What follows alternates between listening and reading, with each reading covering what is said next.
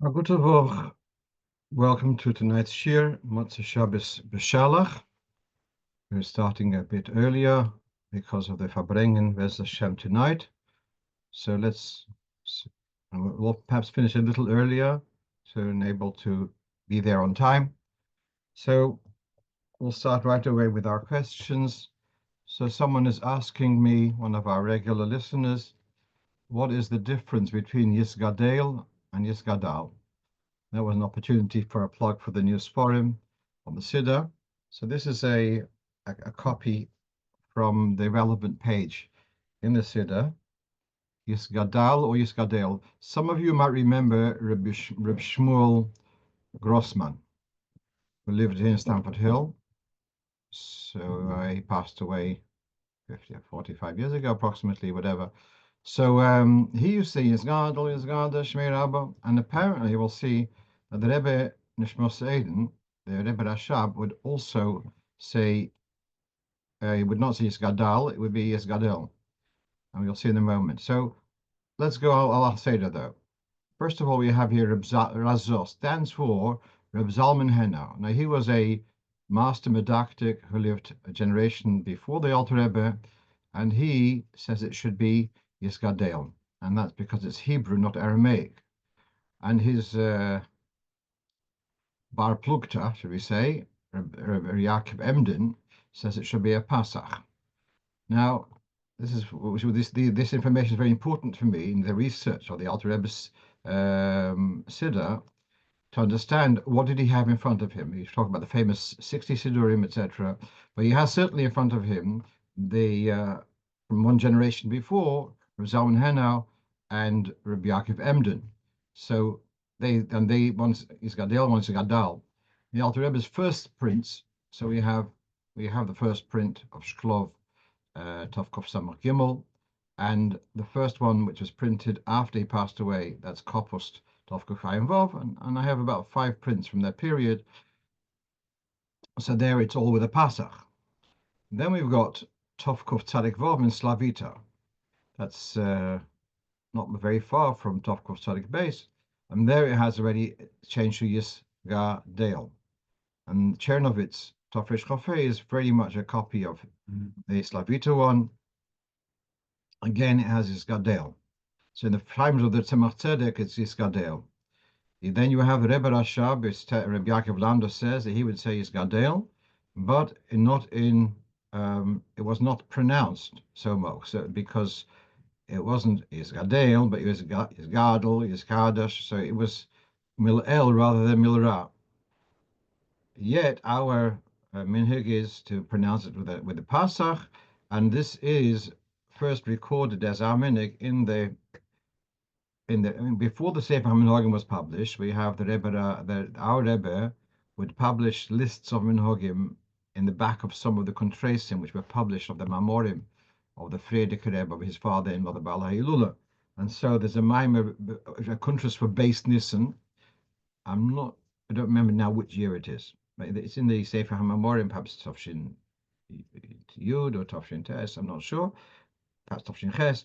But there you have that our minhag is to say it with the Pasach. If you want to read more about this, so now talking about Balei Dikduk. So you have Revolf Heidenheim, and then we have what's known as the Ber Siddur, and that was the Siddur which is printed in Redelheim.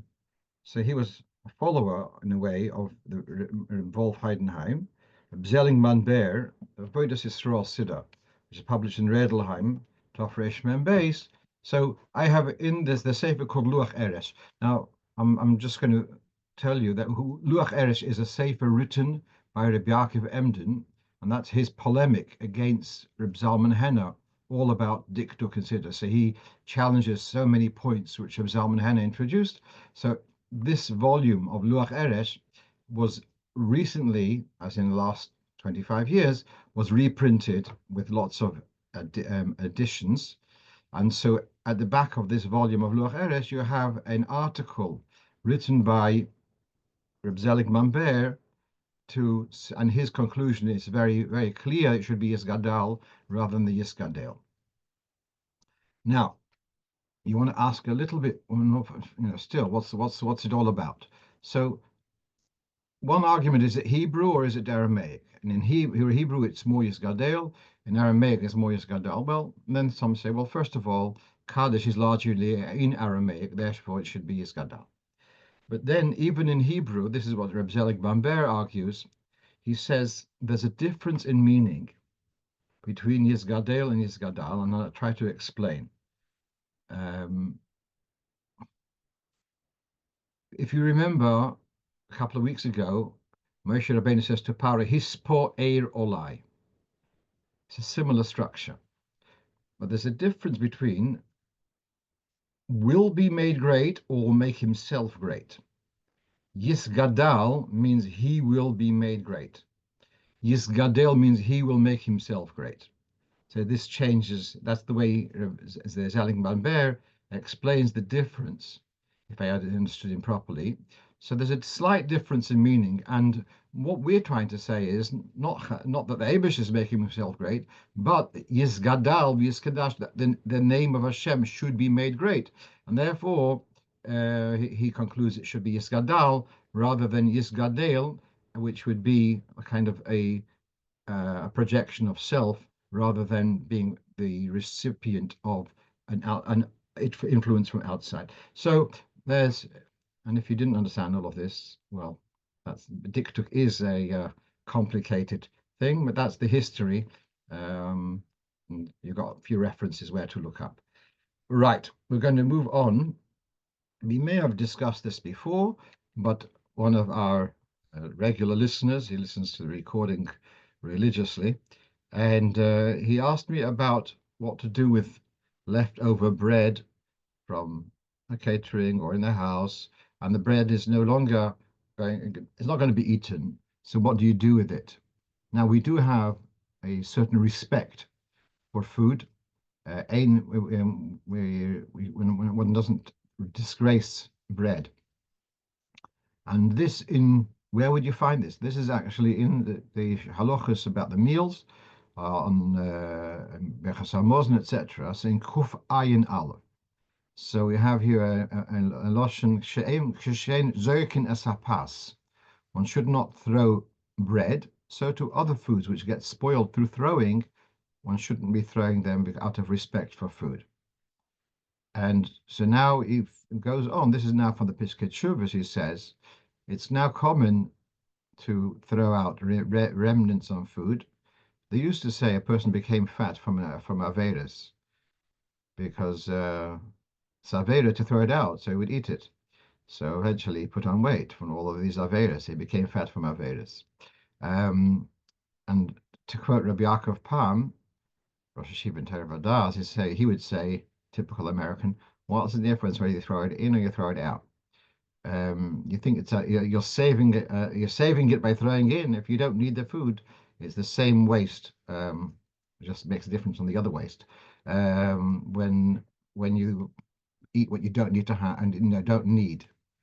So all right. So the fact that people do throw out, that's the reality in today's life, that people have a surplus food. Baruch Hashem, so what he finishes off is that when you are throwing out bread, particularly, it should be done in a respectful way, in a bag, and then discarded that way, rather than just putting the bread with the leftover food.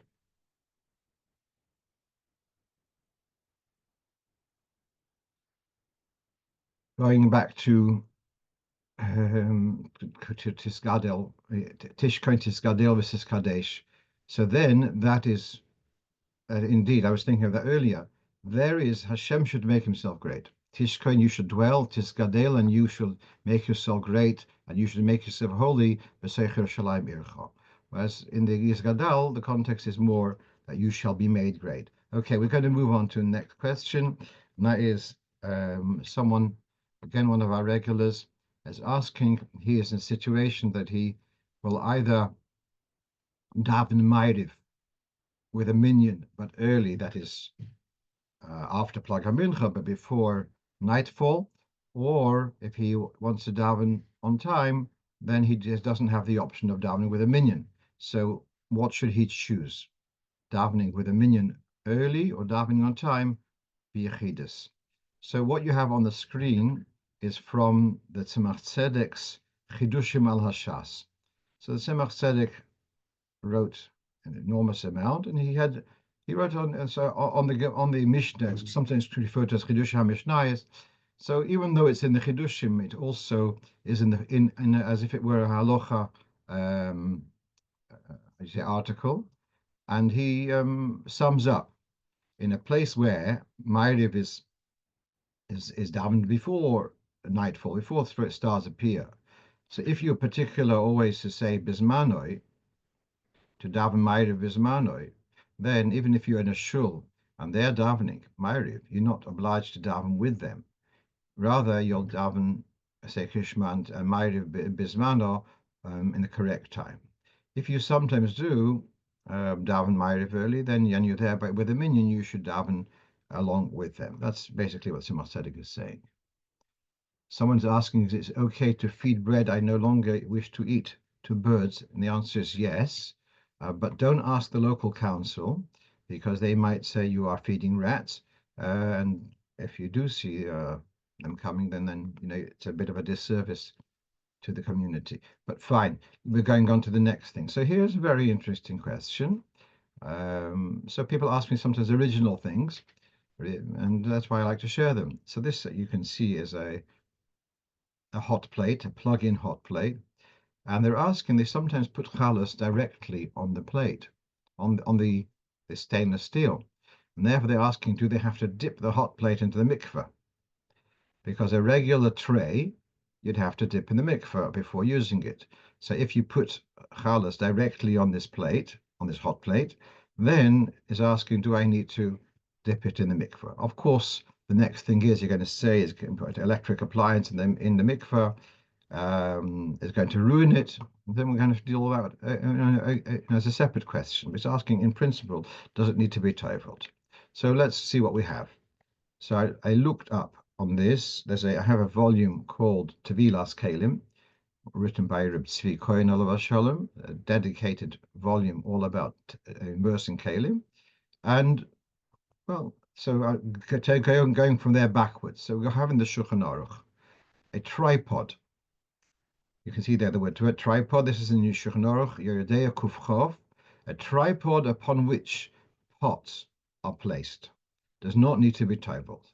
But some padilias, which I don't know what that needs to be tabled because the food is put in it directly. On this piece of Shulchan Aruch, we have now in the Darkei Tshuva from Mugacharov, who is like a compendium on the Shulchan Aruch, Yigadeil. So he quotes from the Pri Chodosh. That which we've said, the tripod does not need to be tabled, even though occasionally food is put on the tripod itself. But when we talk about dipping in kalim and mikvah, we will go ikar v'rov tashmisha, its main function and its majority function. And so therefore, coming back to our hot plate, the most use of a hot plate is to put pots to keep the food hot in kalim pots or perhaps in casseroles. And that's the rov tashmisha, that's ikar tashmisha. The fact that occasionally you put a challah or something directly, that's certainly very much the minority usage, and therefore it does not need to be tabled. Okay, we're going to go on to the next thing, and that is about, so one of our listeners asking me about chapped lips.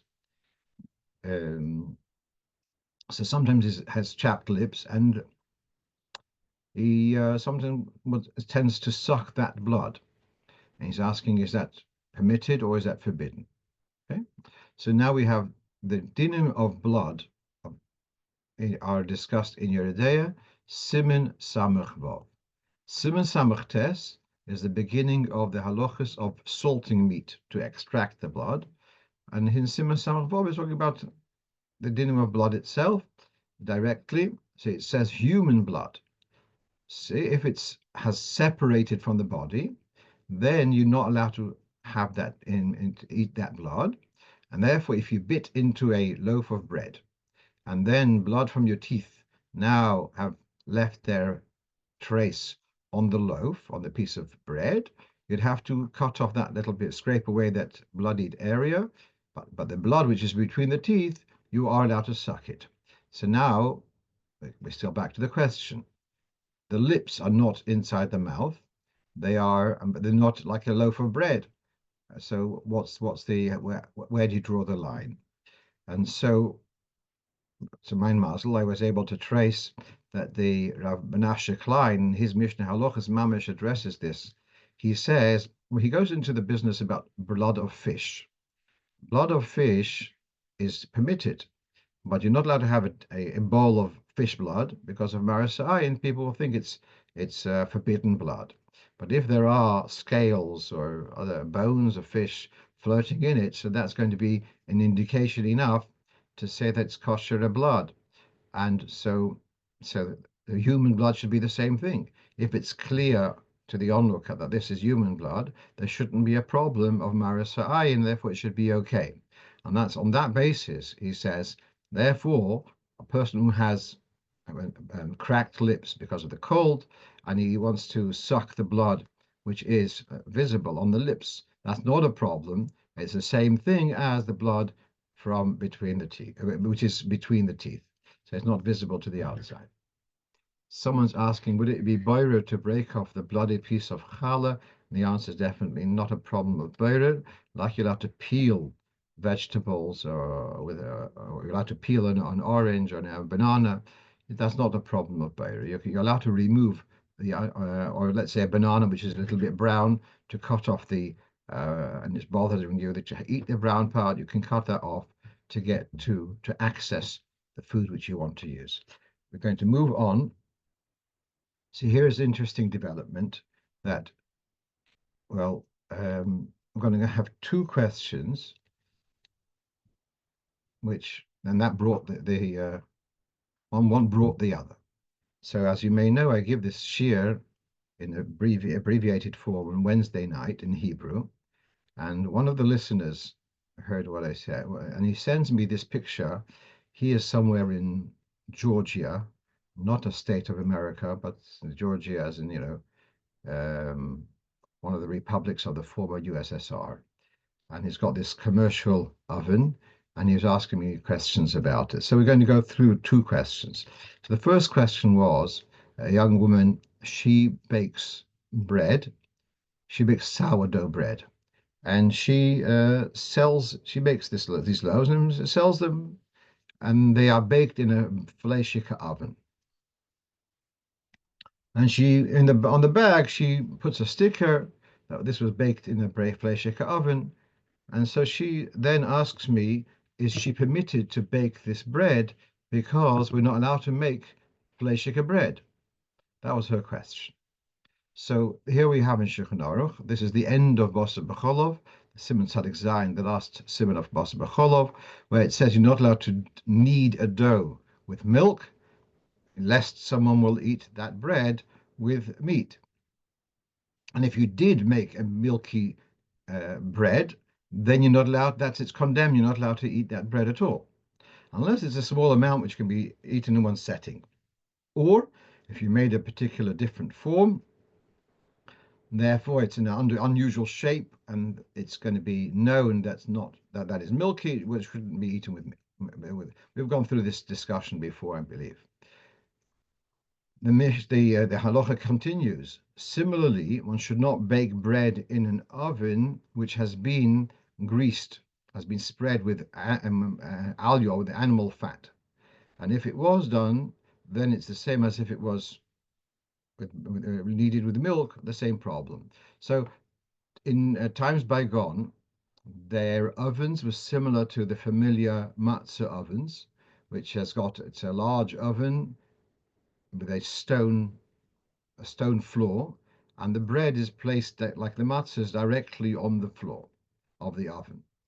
And so if that floor of the oven had been greased with animal fat, kosher animal fat, so now he's saying that makes the bread mamish fleshik. Therefore, that makes the bread mamish fleshik.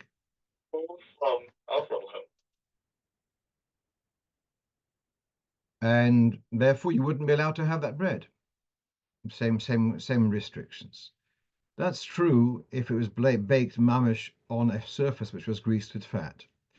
But in the case that irregular ovens like we have, it's not a question of direct contact of with a surface which is touched with meat. It's in the it's in the atmosphere. In the oven is so then the lechatchila a challah which is baked in a fleshik oven you won't have with cheese, you won't dip it into milky coffee and so on. That's a lechatchila. But really, strictly speaking, that challah is parev, and therefore you are allowed to have it. Yeah. So if it be mamish a fleshik challah, that would not be permitted. But to bake challahs in a fleshik oven is permitted because b'diavad that is can really be parev. So the fact we don't use it with milk is a chumrah, and therefore it's okay to bake such bread. So that's why I answered this young lady that it's okay for her to bake challahs or the sourdough bread in a fleshik oven, and as a chumrah, we say don't have it with milk. So now comes the fellow from Georgia, and he asks, well, for him it's much more than that. He's got these commercial ovens, and that's actually many of the Batei Chabad in these remote places. They are the purveyors of kosher food in the area. So he's asking, what would be necessary to allow me to bake bread which would be totally parev? How far would have to go? So this I pulled out the Sefer HaKashrus, which talks about if you have a milky or fleshik oven and you want to make a parev bread, so then he says three conditions. Number one, a 24-hour lapse since the meat or milk has been taken out, a thorough cleaning of the chamber of the oven, and the third to turn it on for 20 or 30 minutes on the highest heat, or at least higher than the previous use. All right, so you can make an oven parev. You can make your fleshik oven parev, and he says three things: 24-hour delay since it was last used for fleshik, let's say, make sure it's clean, and then turn it on for 20, 30 minutes. So now, what about the famous thing that we don't kasher from fleshiks to milchiks? How does that, here you're saying you can kasher, that you can't kasher. So he writes in his notes, one shouldn't rely on this heter on a regular basis. Now, the Magen Avraham, who talks about kashering from fleshiks to milchiks, so that's in Hilchos Yom Tov. He mentions there one shouldn't use the same dish, same cutlery for fleshiks or milchiks with kashering in between. So you could say that an oven, which is a much more expensive piece of equipment, it's a little bit much to demand a tzibur to buy two separate ovens, and therefore perhaps b'shas adchak you can rely on this on kashering. And then I don't know why he doesn't mention this. There's a difference between kashering from milchiks to fleshiks, or milchiks to parev, and fleshiks to parev. But meanwhile, he says at the end of this note, he says, it would be preferable to have separate ovens for fleshiks and milchiks and so on. So I recommended to this shliach. I mean, if he's into such heavy duty stuff, it would be, and he wants to make parev bread, it would be the correct thing to invest in buying a separate unit, or perhaps to dedicate one of those units just for parev, rather than this business of switching and kashering in between. That's a good for a one-off solution, but not on a permanent basis. Okay, the next one was also a challenging question. So this is I think it's actually a Chabad Moisid in America, and there's a certain kind of service which they need, and that's outsourced. And the company which is providing that service is a Jewish company in Eretz Yisrael. Unfortunately, they are not Shomer Shabbos. So let's say, I'm just giving a simple example. an accountant.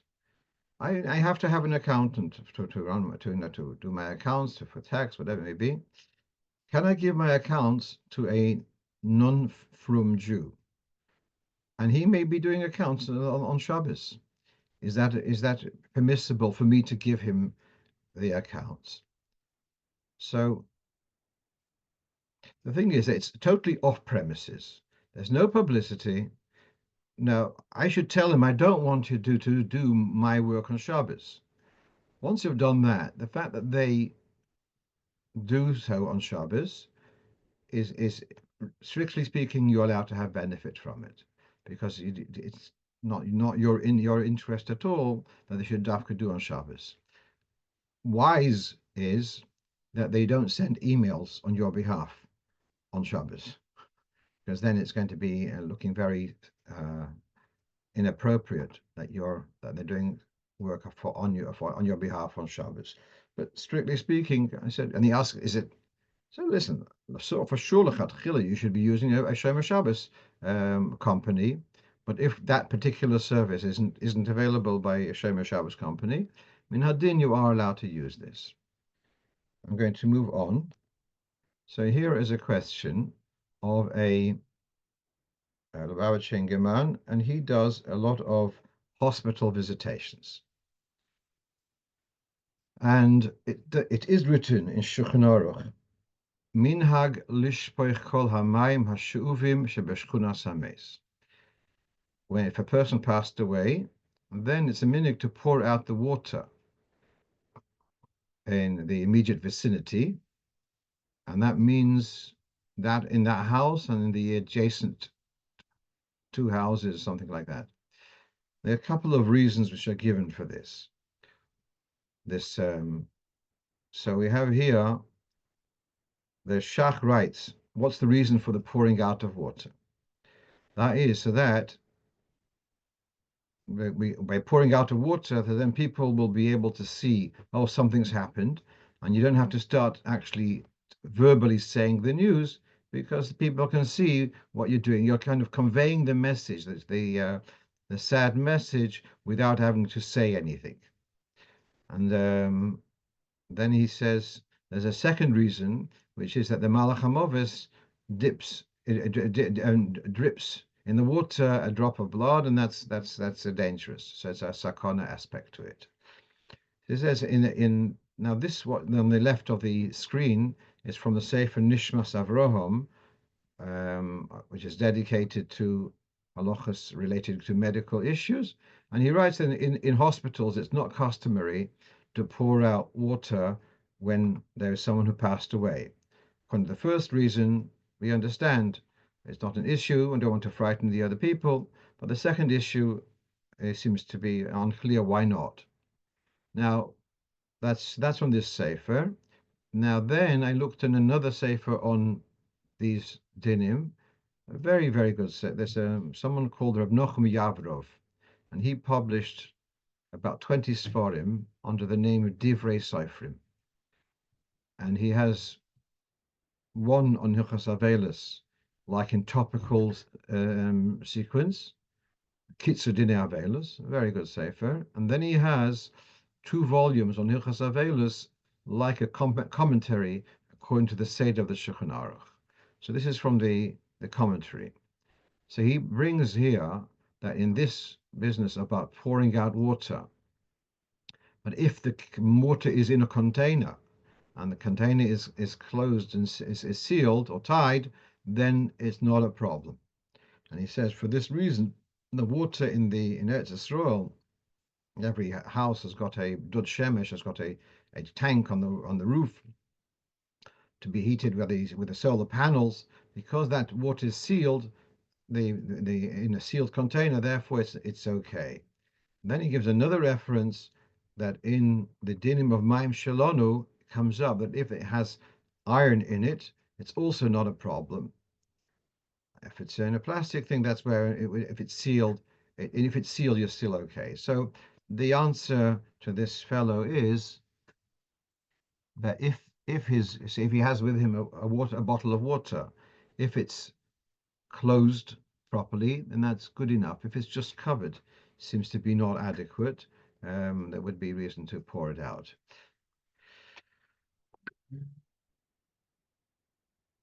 Right. My last point for tonight is I want to backtrack on something which we discussed last week. And as I've said this before and say it again, everyone makes mistakes, but if you make it public, then other people can correct you. So here we had last week a discussion about the name at the posuk for the name which you say at the end of Shemona Esrei, and it came up about when a person has a Hebrew name and a Yiddish name. And then someone asked, what about Menachem Mendel, etc. So this is from the text which I quoted last week, but now we're going to read it more carefully. Someone whose name is known as Henoch. So then his posuk should start with a hey and end off with a chof. That's only if that's truly his name, is Shem Kodesh is Henoch, he is called up to the Torah as Henoch. But if he's really called up to the Torah as Chanoich, and Henoch is only like a nickname, when he's called up to the Torah Chanoich, he does not need to say a posuk for Henoch, only for Chanoich.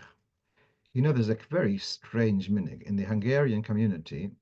Someone who's called Yukosil Yehuda, he is known as Zalman Leib. I've never really gotten, but they're called up to the Torah as far as I know. Yukosil Yehuda, they're like Rosenberger, Rov, Yukosil Yehuda, but colloquially they're known by friend. They're known as Zalman Leib. So they would have to say Apostle on Yukosil Yehuda, not on Zalman Leib. So in this discussion also came up about the name Dov Bear. So I gave this class to the boys in Mechina last Sunday, and his name is Dov Bear. Does he say a pasuk dalad, starting dalad ending with reish, or two psukim, one dalad ending with base, and the second one base ending with reish?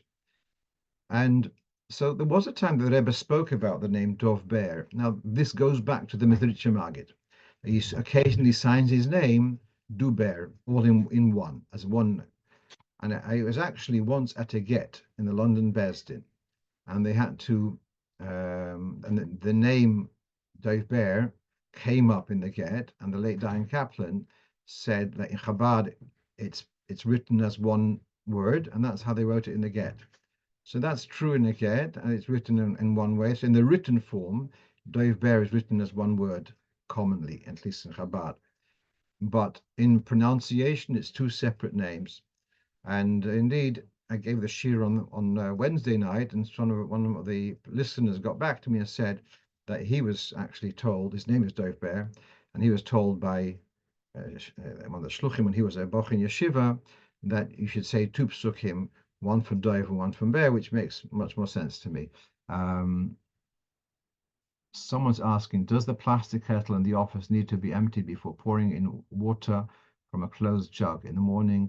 It does have, this whole business of Rayim Shalom, so to speak, being does not have a proper mocker. There is an inyan of worry about Mayim Gluyim, and that is not relevant in our regions because we don't have snakes.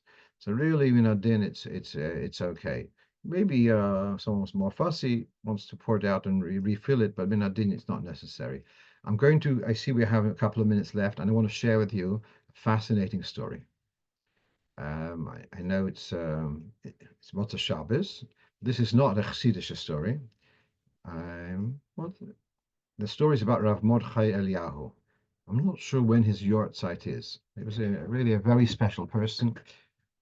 And he was the Rav Horoshi Rishon LeZion for many years. He had an exceptional relationship with the Rebbe. I heard that the Rebbe would sometimes call him on the phone, which is very unusual. And how did he begin his relationship with the Rebbe? Apparently, when the Rebbe came out with the whole thing that just like you raise money to give for the poor for Pesach, so the same thing you should do for Tishrei also. And when he heard that, he says, "Yeah, what's the big chiddush?" And he gave a reference for this. Okay. And then he had this relationship with the Rebbe. So now he says the following. The story is like this. It's on a Friday afternoon in Eretz Yisrael, and there's a Russian Jew who's a Bolshevik, and he got involved in a terrible accident, and he's married, no children. The prognosis was not very good.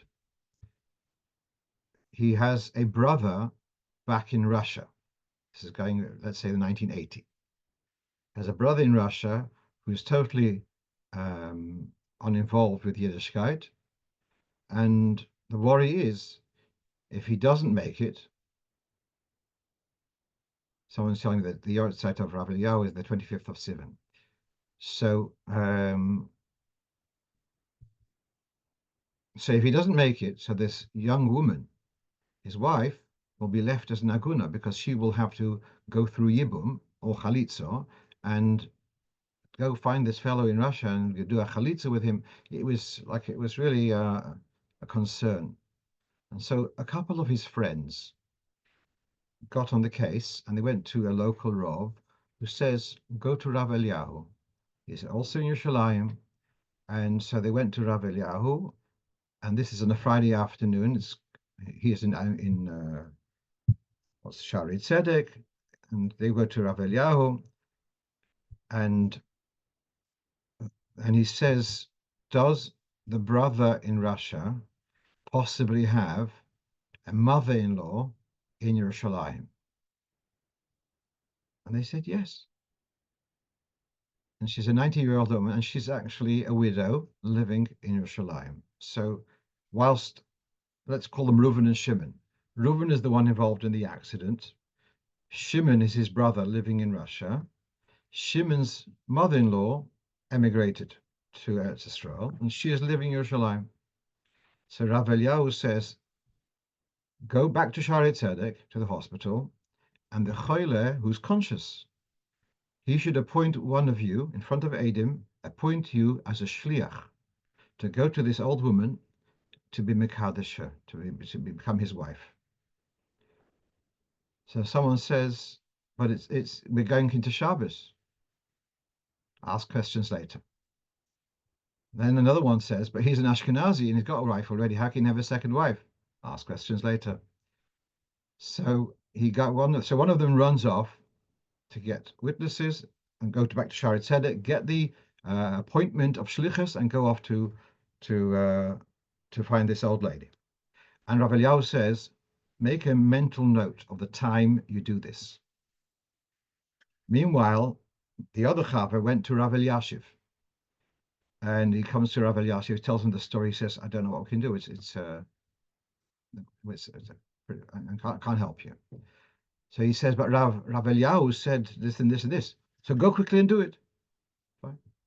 So they rushed over to Shaarei Tzedek, got the Kiddush authorization, found this old lady, and she, at 90 years old, she accepted to become the wife of the patient of Reuven, who's on his deathbed, effectively.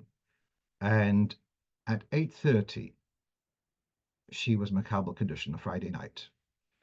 Reuven passed away at 8:40. What happens now is that the brother in Russia, Shimon, has got no obligation of Yibum towards the wives of Reuven. Because Reuven has two wives, one is a close relative of Shimon, with whom he cannot do Yibum. Therefore, the first Mishnah in Yevamah says that if one of the wives of the deceased is a close relative, all the wives of the deceased are exempt from Chalitza or Yibum. So with this chap there's a shviger of the Yavam in nearby and getting Kiddushin, he solves the problem. So then the second friend went back to Rav Eliashiv, and he asks him, Harav, how come Rav Eliyahu had this solution? Why did you not come up with this solution? So Rav Eliashiv says to him, when a Rov, a Meaty is in the driving seat, using my language, So then he has special siyata deshmaya, special ruach hakodesh, whatever it may be. He has a special guidance to find a solution to solve the problem. By the time you came to me, the problem had been addressed already. The solution had been found. Therefore, there was no need for me to have special inspiration to find a solution for the problem. So, I mean, the story, it describes the, the gadlus or the siyata deshmaya of Rav Eliyahu, the humility of Rav Eliashiv, and I just thought that I found that a really very powerful story, which I felt like sharing with you. I'm going to wish you all a good tavoch, and we should have much happier stories to share in the future. And kol tov. Shkoyach. Good to